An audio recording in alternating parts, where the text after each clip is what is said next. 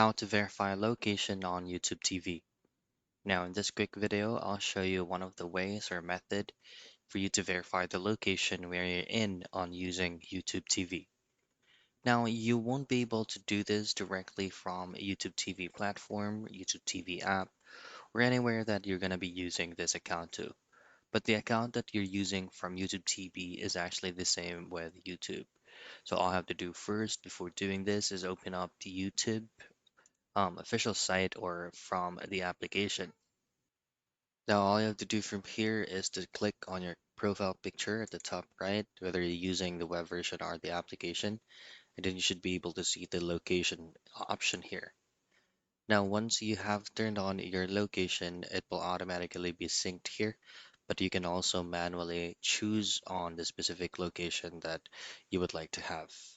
And that's it. That's how you verify location on YouTube TV.